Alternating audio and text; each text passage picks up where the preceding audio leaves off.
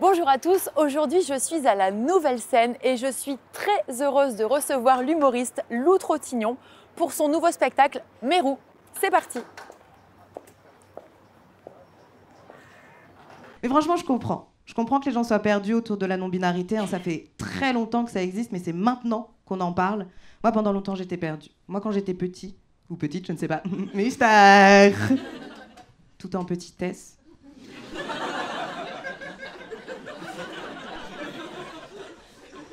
J'avais décidé que je vivrais jusqu'à 100 ans et qu'à 50 ans, je deviendrais un homme. Comme ça, j'aurais fait moite-moite. C'est pas mal comme plan, non? Oui. Vous êtes mignons parce que c'est vraiment un plan de merde, mais... Bonjour Lou. Salut. Je suis ravie de te rencontrer. Bah moi aussi. Écoute, c'est magnifique ici, j'y étais jamais venue. C'est vrai? C'est incroyable de jouer ici. Ouais, on joue dans la cave d'un bateau. C'est grand. C'est grand, c'est 116 places. Et ça va, ça tangue pas? Ça tangue pendant les blagues, mais ça fait que rajouter du rire, donc c'est super. Alors on est ici pour partager un moment ensemble, Ouais. un petit café sur scène.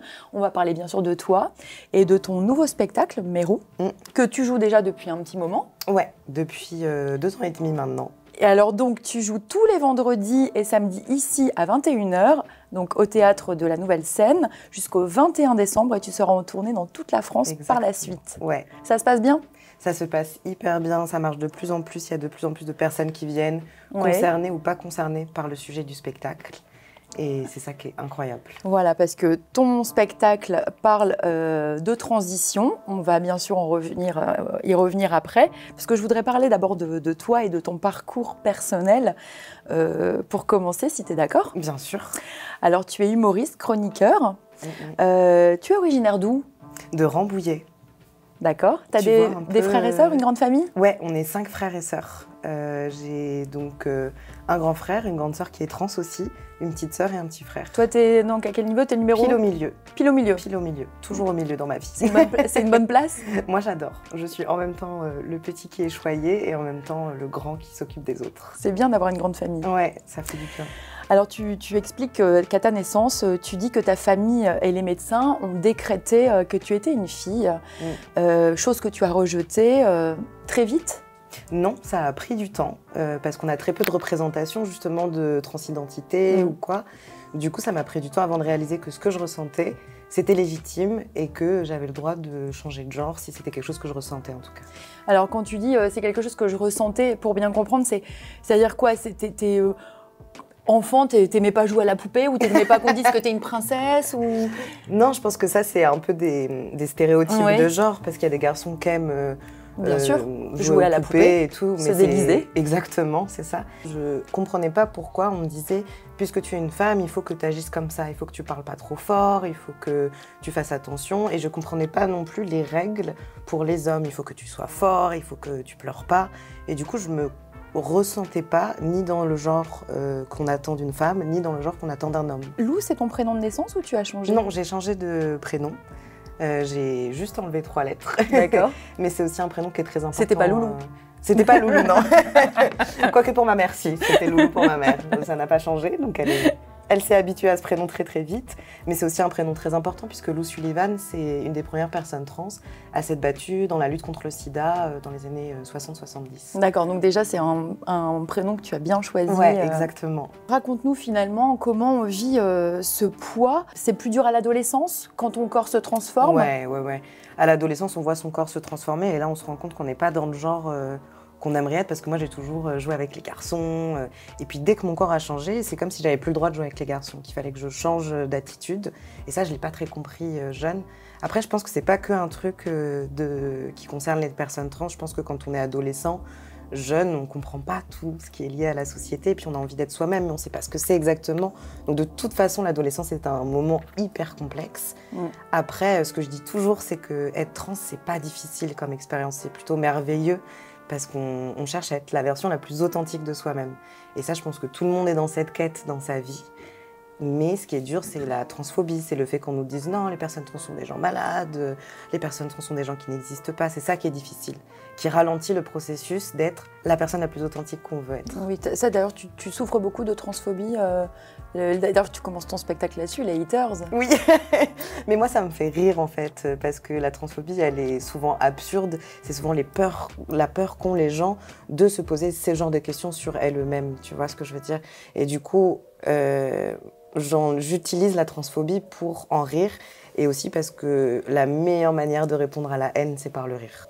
Alors tes parents, ils ont réagi comment? Ils t'ont soutenu, ta famille, tes frères et sœurs, quand tu leur dis que finalement tu ne te sens pas bien? Déjà, est-ce que tu en parlais beaucoup à tes frères et sœurs ou tes parents, que tu sentais qu'il y avait quelque chose qui te pesait en tout cas dans ton cœur et dans ton corps? Ben, en fait, ma sœur a fait son coming out avant moi, donc ma sœur est... Ta sœur aînée? Ma sœur aînée, voilà, elle est assignée homme à la naissance et puis elle transitionne vers qui elle est, c'est-à-dire une femme qui met des ballerines, mais bon, ça c'est un autre sujet. mais du coup, elle a un peu ramassé les plâtres, je sais pas si on dit comme ça, ramasser les plâtres. Oui, elle a pris les plâtres, je crois que j'ai confondu deux expressions. Mais du coup, elle a un peu tout expliqué à la famille et moi, j'ai pas eu besoin de faire de coming out. C'est ça qui a été... Elle t'a aidé, j'ai eu de la chance. Ouais. Elle a tracé la voie. Exactement, elle a tracé la voie et j'ai juste tenu au courant mes parents de mes questionnements. Mais du coup, ils ont vraiment suivi mes questionnements au fur et à mesure. J'ai pas eu besoin de me poser à dîner et de dire voilà, je suis trans. Mais du coup, ils t'ont soutenu? Mes parents m'ont pas mal soutenu. Ma mère, en tout cas, m'a beaucoup soutenu. Elle a beaucoup appris. Je dis, mon spectacle est aussi pour les parents de personnes trans qui sont un peu perdus. Parce qu'au début, elle était très perdue. Elle faisait des erreurs. Et c'est pas grave. C'est OK. On a appris ensemble. Elle a gardé le fait qu'elle nous aimait comme priorité. Et puis, on a appris ensemble. Tu penses que c'est important pour toi que, justement, une personne dans ton cas, il y en a énormément, se sentent soutenus par la famille? Parce que s'ils se sentent rejetés par la famille, je pense que ça doit être terrible. Ah, bah, c'est vraiment très difficile. Ça arrive encore beaucoup. Oui. Malheureusement, moi, j'ai eu beaucoup de chance. Je pense que je vois beaucoup de parents venir à mon spectacle, me parler après, me remercier, emmener leurs enfants pour créer du lien. Donc, j'ai l'impression de voir de plus en plus d'ouverture d'esprit et de parents qui disent on est perdu, mais on veut comprendre.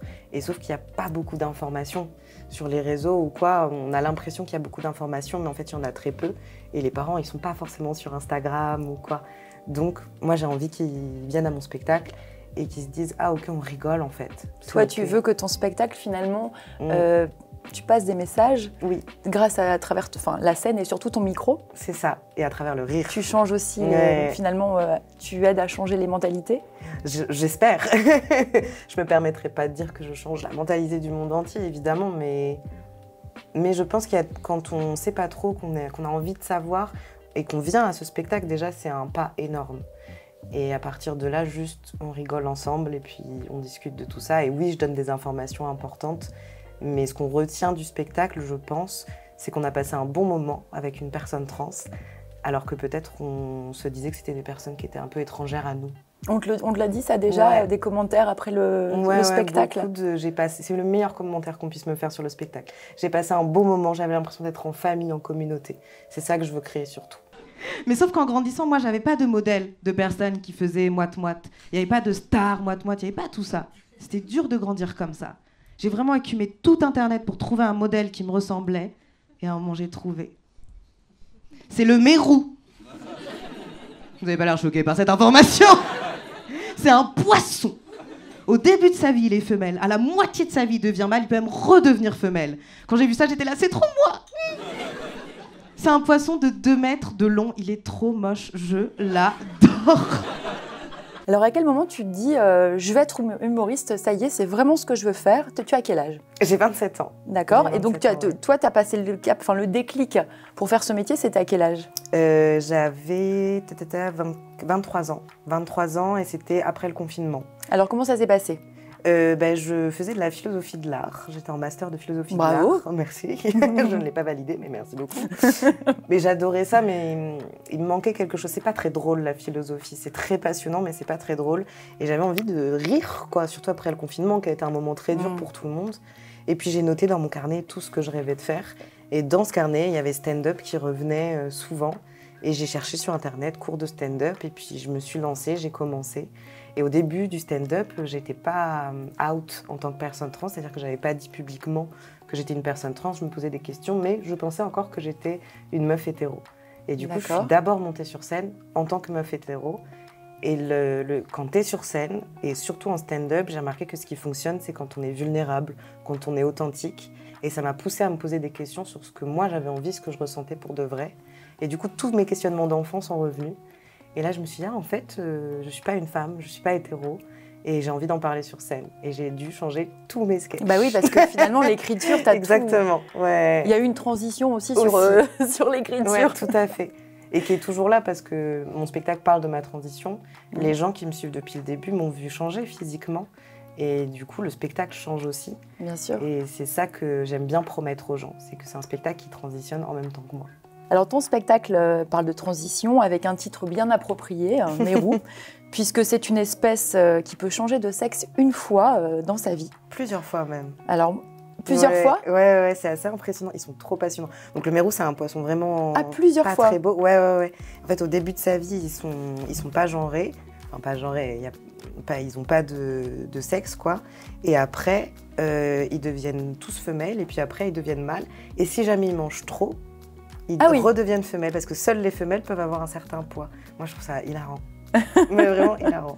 Alors, tu es ta propre source d'inspiration. Finalement, tu nous racontes ton histoire avec beaucoup d'humour. Oui. Franchement, moi, j'étais morte de rire parce que tu laisses passer des messages, mais en même temps, on rit tellement. C'est bravo. Merci. Et tu as fait donc ton coming out, tu le disais tout à l'heure, sur scène. Ouais. Comment ça se passe? C'est qu'un jour, tu dis, tiens, ce soir, je le fais. Ça y est. C'était vraiment ça. Je me lance. Ouais, vraiment. Il y a un soir, je me souviens, j'étais à Bruxelles, je jouais à Bruxelles en tournée. Et j'ai dit, mais en fait, je suis fatiguée de dire les textes. Je sens que je ne suis pas connectée à ces textes-là, mes anciens textes. Et je me suis dit, j'aime trop ce métier pour être fatiguée de ce que je dis sur scène. Donc j'ai écrit des blagues sur le fait d'être trans. Et je suis montée sur scène et j'ai dit, bonjour, je suis trans. Et j'ai senti que c'était hyper bien accueilli, alors que j'avais hyper peur. Et surtout, j'ai senti un soulagement de la part de certaines personnes qui peut-être se posaient ce genre de questions, qu'on le dise sur scène. Parce qu'il y a eu très très peu de personnes trans dans l'humour en France. Ah oui, je crois que tu es le seul humoriste comme alors, ça. Il y en a eu d'autres avant, il y avait... Mais qui en transition comme ça? Oui, en transition comme ça. En tout cas, vers la masculinité, mec trans, ça c'est sûr que je ne crois pas qu'il y en ait eu avant. Donc c'était quand même quelque chose de le dire. Je me suis dit, j'avais jamais vu une personne trans sur scène dans l'humour en France et en Belgique du coup. Dire juste simplement « Bonjour, je suis trans ». Mais t'as fait fort quand même, tu fais ton coming out sur scène, tu es en transition. Franchement, la scène, on peut dire que là, c'était une thérapie pour toi. Enfin, c'est thérapeutique. Oui, c'est thérapeutique, mais surtout, c'est l'endroit où je me sens le plus vivant. C'est ça. Et le toi-même. Moi-même, exactement. Il fait tout le temps cette tête-là. Je comprends son sentiment de vie constante. La panique. C'est un poisson tellement sympathique qu'il en est con. Du coup, il se fait pêcher hyper facilement. Et moi, je me fais pécho hyper facilement. Dans ton spectacle, tu dis que tu n'aimes pas qu'on te dise que tu es complètement homme ou complètement femme. Ouais. C'est comme ça que je me sens, en fait. Et j'ai passé ma vie à essayer de rentrer dans des cases. Et en fait, il n'y en a aucune qui est à ma taille, j'ai l'impression. Du coup... j'utilise le mot non-binaire. Je dis non-binaire, c'est-à-dire que je ne me reconnais pas tout à fait dans l'identité de femme ni dans l'identité d'homme. Et c'est un mot un peu valise, en fait, qui veut dire plein de choses. Il y a énormément d'identités. Moi, je suis persuadée que tout le monde est un peu non-binaire parce qu'il n'y a pas une seule manière d'être une femme, une seule manière d'être un homme. Et du coup, c'est ce que je dis que... Voilà. Après, je sais que dans la société, dans la rue, je simplifie, je dis je suis un homme. Alors justement, parlons de... On va simplifier parce que je pense qu'il y a les anciens qui risquent d'être perdus. Oui. Parce que tu parles aussi de ta rencontre avec le milieu queer, pardon. Exactement. Et non cuir.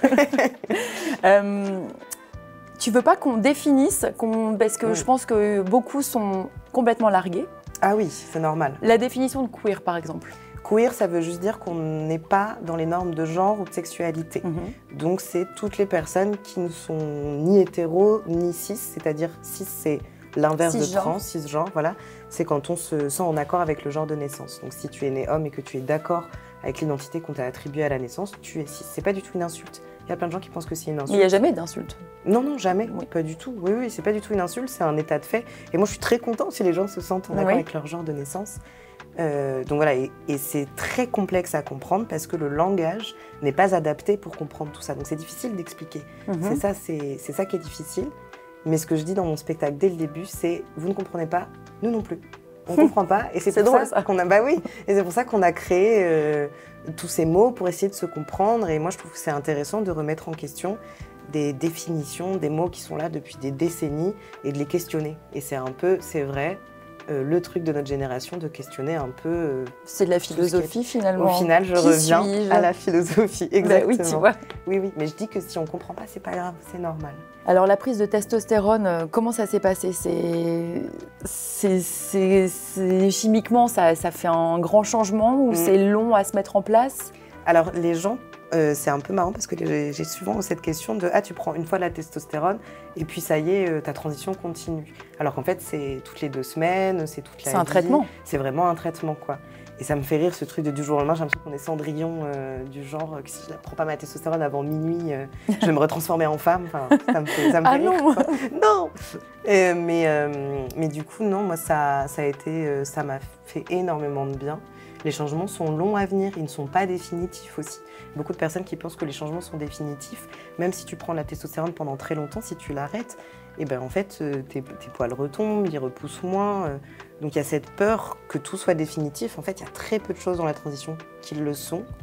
Et pour moi, en tout cas, j'ai pris mon temps.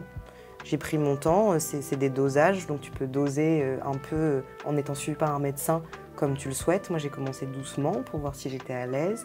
J'ai même arrêté, j'ai repris, j'ai voulu prendre mon temps. En fait, chacun va à son rythme. Oui, c'est important ça. Ouais, vraiment. Ton passage préféré dans ton spectacle, c'est quoi? Est-ce que déjà tu me dis il a évolué ton spectacle? Ouais, il a beaucoup évolué. Est-ce qu'en ce moment, ton passage préféré, ce serait quoi?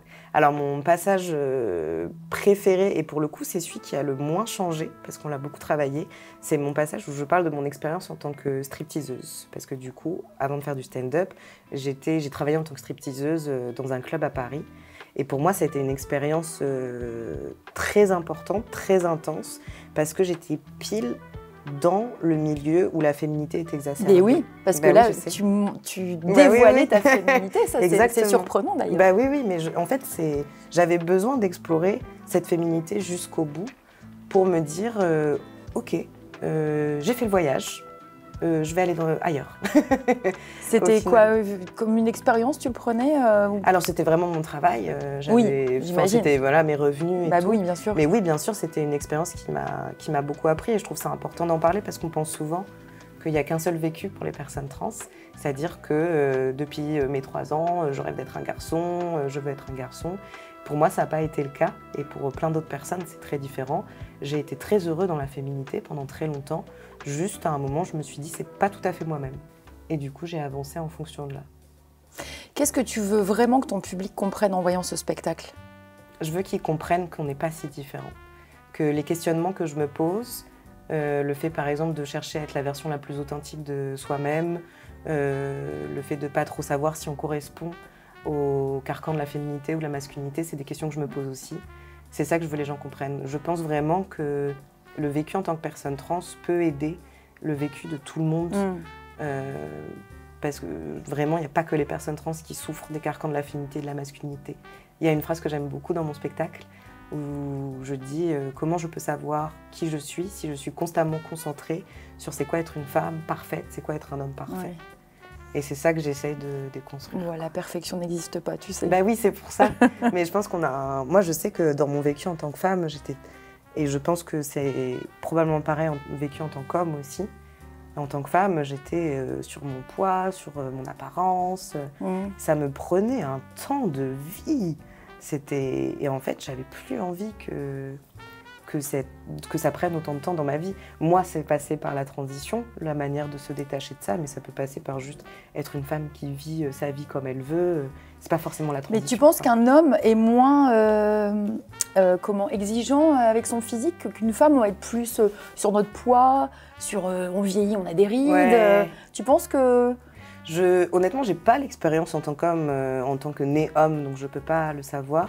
Mais je pense que c'est peut-être pas exactement le même questionnement, mais qu'il y a des trucs très difficiles dans le fait d'être un homme aussi, par rapport à l'apprentissage des émotions, de toujours être celui qui va vers l'autre, ou des choses qui existent malheureusement encore, qui ont l'air très anciennes quand je dis comme ça, mais qui sont toujours là. Je pense qu'il y a une pression que vivent les hommes aussi, qui peut-être n'est pas exactement la même que celle que Tu le vivent disais les au femmes. début, l'homme fort, Exactement. l'homme doit être fort. Ouais, il y a, je pense quand même un truc comme ça, mais qui change Oui. énormément, et je trouve ça génial. Quand tu reprends ton parcours, à quel moment vraiment tu t'es sentie en phase avec toi-même? Je pense que c'était après mon opération, après avoir fait ma mammectomie, donc c'est l'ablation des seins, Des seins. que beaucoup de personnes transmasculines font.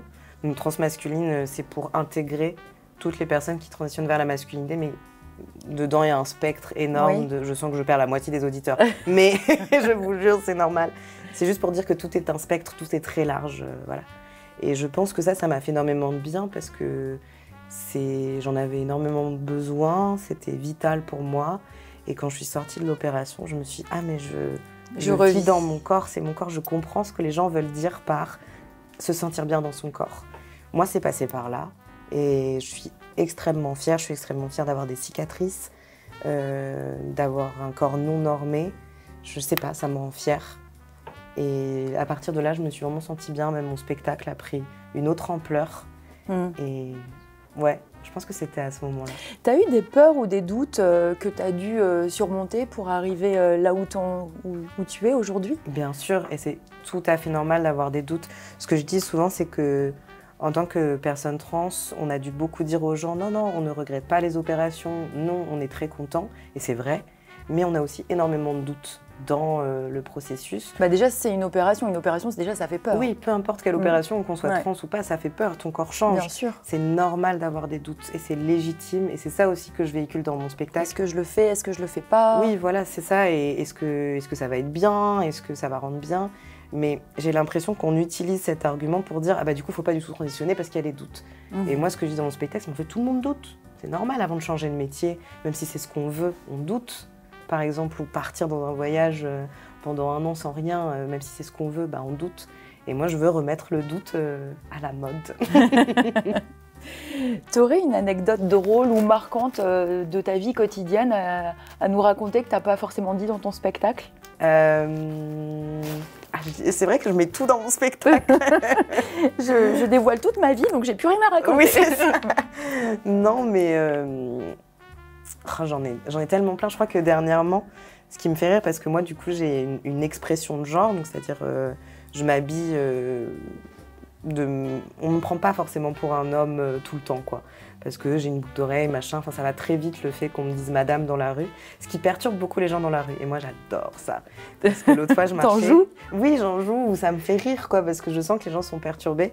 L'autre fois, vraiment, je marchais dans la rue, il y avait 5 mecs qui approchaient, ils faisaient les bonhommes, tu vois, les mecs dans la rue, quoi, des fois. Ils faisaient les bonhommes, et puis il y en a un qui me voit, et devant ses potes pour faire le bonhomme, il me dit « Hey, t'es bonne !» et tous ses potes se retournent vers moi, et ils lui disent « Mais c'est un mec !» Et là, il commence à paniquer, à se liquéfier, et il n'a pas pu faire le fier devant ses potes. Et moi, j'étais là, ok, j'ai niqué le harcèlement de rue. Et tiens, je me suis demandé, qu'est-ce que tu as fait de ta garde-robe de fille? Il n'y a pas au moins une pièce que tu as gardée, genre si, j'en cette ai gardé robe beaucoup. magnifique, Bah, je la garde. oui. Alors, je mettais peu de robes, quand même. Je mettais peu de robes, à part pour le... Des talons. À part quand je travaillais en club de striptease, j'en mettais assez peu. Mais j'ai gardé pas mal de choses, en fait, puisque, pareil, pour moi, les vêtements ne sont pas genrés. C'est un peu une bonne définition de la non-binarité. Oui. On change de genre, mais on garde la garde-robe. Ça, c'est bien. Oui. Est-ce que tu es stressée avant de monter sur scène? Ouais, beaucoup. Comment tu gères? C'est un bon stress pour moi. Le fait d'être stressée, pour moi, ça veut dire qu'il y a toujours de l'enjeu, qu'on veut continuer à bien faire. Et le stress que j'ai, la plupart du temps, c'est les gens, ils ont payé, ils sont venus. Ils m'attendent pas moi, ils attendent mon spectacle et moi, de fait, j'ai envie qu'ils soient contents, que ce soit professionnel, qu'ils passent un bon moment. Et du coup, ouais, je me mets la pression, mais c'est comme ça que je travaille.